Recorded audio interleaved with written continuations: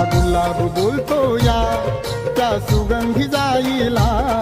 जसा गुलाब बोलतो या त्या सुगंधी जाईला, भीम आवडीनं बोल